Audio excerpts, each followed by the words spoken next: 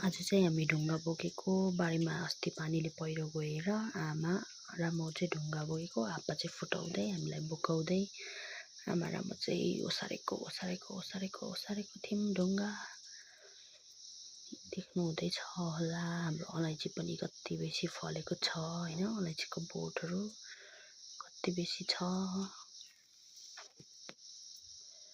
आमा चाहिँ फोनमा बोल्दै आउँदै थियो, दिदीहरूले कल गरेर आप्पाले यता फेरि हामीलाई हालिदिँदै थियो ढुङ्गा बोक्दै।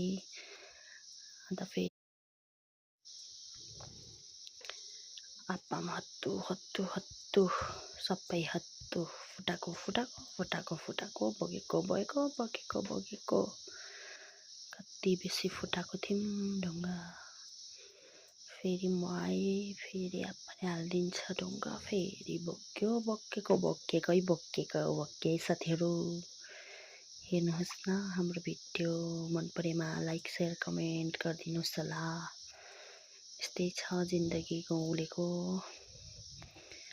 अस्ति पानीले बर्बाद गरिदिएर बारी अब खेती गर्ने टाइम आयो, खेती गर्नु पर्यो, मटर रोप्नु पर्यो। सबैले रोप्दा हामी हेरिरहनु भएको छैन भनेर चाहिँ ढुङ्गा हाल्दै मेहनत गर्दै 3 जना भएर बारी बनाउनुको लागि आफै ढुङ्गा हाल्दै खिप्टा हाल्दै फुटाको सकेर फेरि मैले हाल्नु नसकेर आमालाई पनि हालिमागे। आमाले हालिदिएर पठायो। फेरि अब आमाको पानीले बर्बाद गरे योपालि बर्बाद।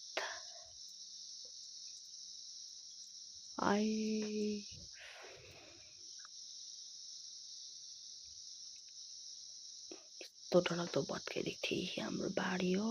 आमा र म चाहिँ खनाउँदै बोक्दै ल्याउँदै खनाउँदै गर्दै खनाको हत्तु भइसक्यो भन्दै 2 जना बात मार्दै फेरि गयौँ। फेरि गयो फेरि ल्यायो, के गर्नु अब बनाउनै पर्यो बारी भत्केपछि।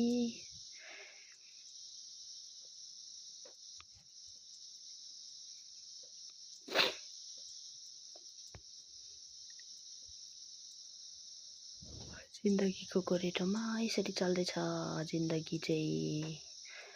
अम्लिसो फुलेर कुच्चो निस्किसकेर फेरि